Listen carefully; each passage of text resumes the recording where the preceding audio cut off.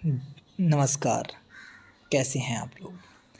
आज हम ओशो के विचारों को पढ़ेंगे। महान दार्शनिक ओशो, उनके बारे में उन्होंने क्या लिखा है। जीवन क्या है, उनका ये प्रश्न है और बताते हैं वो क्या। जीवन क्या है, मनुष्य इसे भी नहीं जानता है और जीवन को ही हम न जान सके तो मृत्यु को जानने की तो कोई संभावना शेष नहीं रहती। जीवन ही अपरिचित और अज्ञात हो तो मृत्यु परिचित और ज्ञात नहीं हो सकती है। सच तो यह है कि चूँकि हमें जीवन का पता नहीं, इसलिए ही मृत्यु घटित होती प्रतीत होती है। जो जीवन को जानते हैं उनके लिए मृत्यु एक असंभव शब्द है, जो ना कभी घटा, ना घटता है, ना घट सकता है। जगत में कुछ शब्द बिल्कुल ही झूठे हैं। उन शब्दों में कुछ भी सत्य नहीं है। उन्हीं शब्दों में मृत्यु भी एक शब्द है जो नितांत असत्य है। मृत्यु कैसे घटना कहीं भी नहीं घटती, मृत्यु जैसी घटना कहीं भी नहीं घटती, लेकिन हम लोगों को तो रोज़ मरते देखते हैं। चारों तरफ रोज़ मृत्यु घटती हुई मालूम होती है। गांव-गांव में मरघट है और ठीक से हम समझे तो ज्ञात होगा कि जहाँ जहाँ हम खड़े हैं वहाँ वहाँ न मालूम कितने मनुष्यों की अर्थी जल चुकी है। जहाँ हम निवास बनाए हुए हैं वे भूमि के सभी स्थल मरघट रह चुके हैं। करोड़ों करोड़ों लोग मरे हैं, रोज़ मर रहे हैं। और अगर मैं यह कहूँ कि मृत्यु जैसा झूठा शब्द नहीं है मनुष्य की भाषा में, तो आश्चर्य होगा। एक फ़कीर था तिब्बत में, मारपा। उस फ़कीर के पास कोई गया और पूछने लगा कि मैं जीवन और मृत्यु के संबंध में कुछ पूछने आया हूँ। मारपा बहुत हंसने लगा और उसने कहा, अगर जीवन के संबंध में पूछना हो तो ज़रूर पूछो, क्योंकि प्रकाश है जहाँ है वहाँ अंधकार कैसे आ सकता है। जीवन है जहाँ वहाँ मृत्यु कैसे आ सकती है। या तो जीवन है ही नहीं और या फिर मृत्यु नहीं है। दोनों बातें एक साथ नहीं हो सकती। हम जीवित हैं लेकिन हमें पता नहीं कि जीवन क्या है। इस अज्ञान के कारण ही हमें ज्ञात होता है कि मृत्यु भी घटती है। मृत्यु एक अज्ञान है। जीवन का ज्ञान ही मृत्यु की घटना बन जाती है।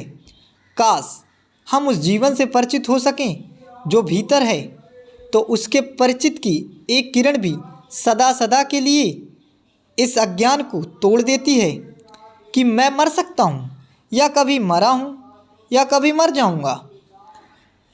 लेकिन उस प्रकाश को हम जानते नहीं जो हम हैं, और उस अंधकार से हम भयभीत होते हैं जो वास्तव में है ही नहीं। सेल्फ डिसेप्शन है, या मौत से डरा हुआ आदमी अपने को मजबूत करने के लिए दोहराता है कि आत्मा अमर है, आत्मा अमर है। वह यह कह रहा है कि नहीं नहीं, मुझे नहीं मरना पड़ेगा, आत्मा अमर है, लेकिन काँप रहे हैं प्राण। और वह कह रहा है आत्मा अमर है। जो आदमी जानता है कि आत्मा अमर है, जो आदमी जानता है कि आत्मा अमर है, उसे एक बार भी यह दोहराने की ज़रूरत नहीं है कि आत्मा अमर है, क्योंकि वह जानता है, बात खत्म हो गई। लेकिन मौत से डरने वाले लोग मौत से डरते हैं, जीवन को जान नहीं पाते और फिर बीच में एक नई तरकीब और एक नया धोखा पैदा करते हैं कि आत्मा अमर है। धर्म को इसलिए मैं कहता हूँ, धर्म है मृत्यु की कला, व art of death.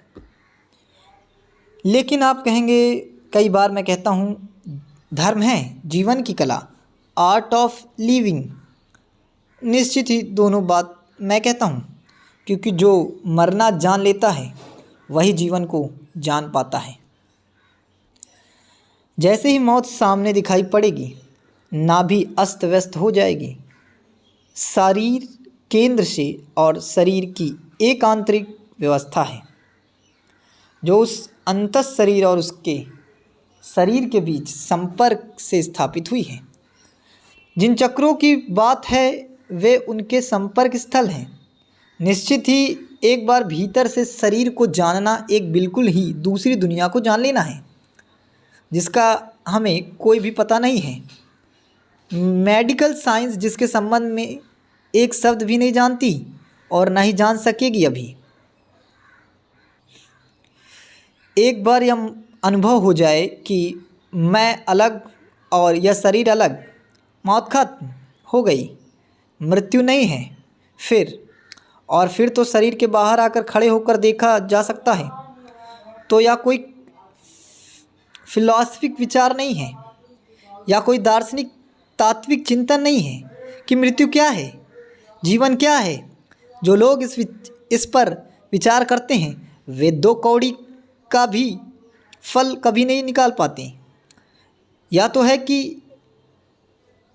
Existential approach है या तो एक अस्तित्ववादी खोज। जाना जा सकता है कि मैं जीवन हूँ, जाना जा सकता है कि मृत्यु मेरी नहीं है, इसे जिया जा सकता है, इसके भीतर प्रविष्ट हुआ जा सकता है। लेकिन जो लोग केवल सोचते हैं कि हम विचार करेंगे मृत्यु क्या है, जीवन क्या है, जीवन पर दार्शनिकों ने जो कहा है उसको 2 कौड़ी भी मूल्य नहीं है। फिलॉसफी की किताबों में जो लिखा है मृत्यु और जीवन के संबंध में उसका कौड़ी भर मूल्य नहीं है, क्योंकि वे लोग सोच सोच कर लिख रहे हैं। सोच कर लिखने का कोई सवाल नहीं है। सिर्फ योग ने जो कहा है जीवन और मृत्यु के संबंध में, उसके अतिरिक्त आज तक सिर्फ शब्दों का खेल हुआ है। क्योंकि योग जो कह रहा है वह एक एग्जिस्टेंशियल, एक लिविंग, एक जीवंत अनुभव की बात है। आत्मा अमर है या कोई सिद्धांत, कोई थ्योरी, कोई आइडियोलॉजी नहीं है। या कुछ लोगों का अनुभव है और अनुभव की तरफ जाना हो तो ही है अनुभव हल कर सकता है। मतलब जो अनुभव की तरफ जाएगा वही ही अनुभव को हल कर सकेगा। इस समस्या को ही क्या है, जीवन क्या है, मृत्यु क्या है, इसको समझने के लिए केवल अनुभव की ज़रूरत होगी। एक्सपीरियंस करना पड़ेगा, योग में जाना पड़ेगा, खुद एनालाइज करना पड़ेगा, खुद कंटेम्पलेशन करना पड़ेगा, खुद को गहन अध्ययन में उतरना पड़ेगा, तभी इस चीज़ के बारे में कुछ जानकारी होगी। एक दिन ऐसा ज़रूर होता है जब स्वयं मिट जाता है व्यक्ति, तब सिवाय भगवान के कोई दिखाई नहीं पड़ता। तब ऐसा नहीं होता कि पत्थर में भगवान है, तब ऐसा होता है कि पत्थर कहाँ है, भगवान ही है। मेरा फ़र्क से समझ रहे हैं आप? तब ऐसा नहीं होता कि पत्थर में, पौधे में भगवान है, पौधा भी है और उसमें भगवान भी है, ऐसा नहीं होता। तब ऐसा होता है कि पौधा कहाँ गया, पत्थर कहाँ गया, पहाड़ कहाँ गया, क्योंकि जो शेष रह गया है वह भगवान ही है। और तब आपके अभ्यास पर निर्भर नहीं है, वह बात आपके अनुभव पर निर्भर है। और सबसे बड़ा खतरा जो है साधना की दुनिया में, वह कल्पना का खतरा है।